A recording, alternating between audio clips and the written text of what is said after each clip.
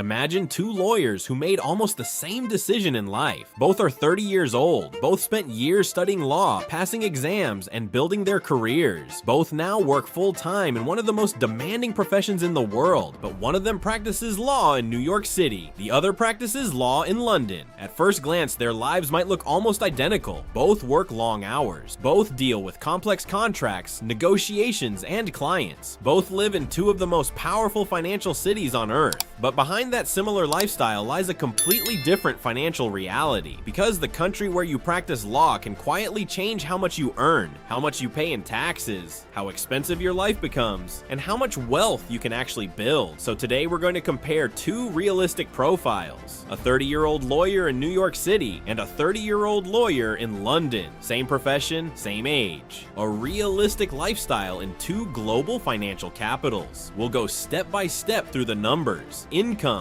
taxes, living costs, and finally, savings. And by the end, you'll see which country actually leaves this lawyer in the stronger financial position. Let's start with income. First, base salary. In New York, the lawyer earns $180,000 per year. In London, the lawyer earns $107,200 per year. Immediately, the difference is clear. The New York lawyer earns more than $70,000 extra per year in base salary alone. In this comparison, we are not adding side income, freelance work, or additional investments. So freelance income remains $0 in both cases. Investment income is also $0, and other income is $0. That means the total pre-tax income stays exactly the same as the base salary. New York total pre-tax income, $180,000 per year. London total pre-tax income, $107,200 per year. At this point, New York clearly leads. But the next step changes the picture dramatically. Taxes. First comes income tax. In New York, income tax removes $49,500 per year. In London, income tax removes $26,038 per year. Next are social contributions. In the United States, Social Security contributions equal $13,528 per year. In the United Kingdom, pension and national insurance contributions equal $4,238 per year. The final tax category here is other tax. In this comparison, that amount is $0 for both countries. When everything is added together, the total taxes become New York total taxes, $63,028 per year. London total taxes, $30,876 per year. So the American lawyer pays significantly more taxes in absolute terms. After taxes, the monthly income becomes much clearer. The New York lawyer takes home $9,748 per month after taxes. The London lawyer takes home $6,360 per month. So New York still leads, but now the difference feels smaller than the original salary gap. And this is exactly where the real comparison begins, because income alone doesn't determine lifestyle. Living costs do. Let's start with the largest expense for most professionals: housing. In New York, rent for a modest one-bedroom apartment outside the city center costs $3,000 per month. In London, a similar apartment costs $2,120 per month, so New York is still more expensive. But London is not cheap either. Next come utilities. Electricity, water, and gas in New York cost about $180 per month. In London, utilities reach $295 per month. Surprisingly, this means London utilities are actually higher. Next is internet service. In New York, home internet costs $70 per month. In London, internet costs $43 per month. Then mobile phone plans. In New York, a mobile plan costs $65 per month. In London, it costs $20 per month. When we combine these categories, the total housing cost becomes New York total housing, $3,215 per month. London total housing, $2,570 per month. New York is still more expensive, but not by an extreme margin. Now let's look at food. Groceries in New York cost $650 per month. In London, groceries cost $469 per month. Eating out adds another $220 per month in New York. In London, restaurants average $161 per month. Coffee and drinks costs $110 per month in New York. In London, they cost $107 per month. When we combine everything, total monthly food spending becomes New York total food, $980 per month. London total food, $737 per month. Next comes transportation.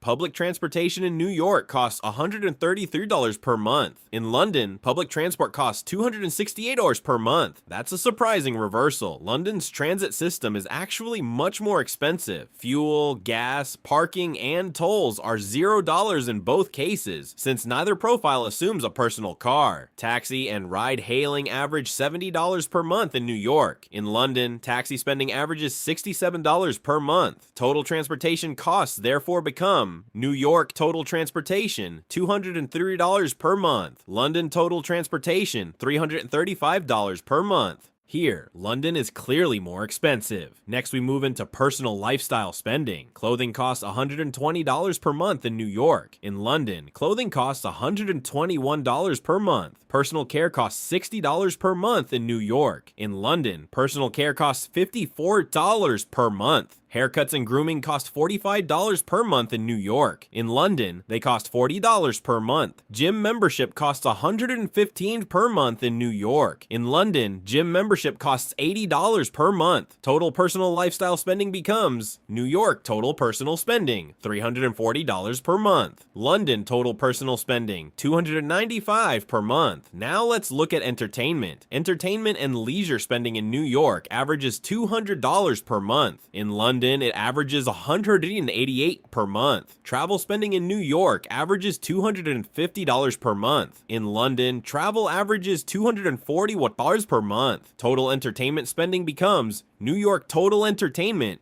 $450 per month. London total entertainment, $429 per month. Next are subscriptions and digital services. Online memberships such as streaming services cost $35 per month in New York. In London, they cost $34 per month. Other subscriptions cost $20 per month in New York. In London, they cost $13 per month. Total subscription costs become New York subscriptions, $55 per month. London subscriptions, $47 per month. When we combine every living expense category, the full monthly cost becomes clear. Total monthly expenses in New York equal $5,343. Total monthly expenses in London equal $4,612. So yes, New York is more expensive, but the difference is smaller than many people expect. Now we move to savings and investments. In New York, the lawyer invests $1,000 per month into stocks and ETFs. In London, stock and ETF investments average $670 per month. Other investments in New York add $300 per month. In London, other investments add $201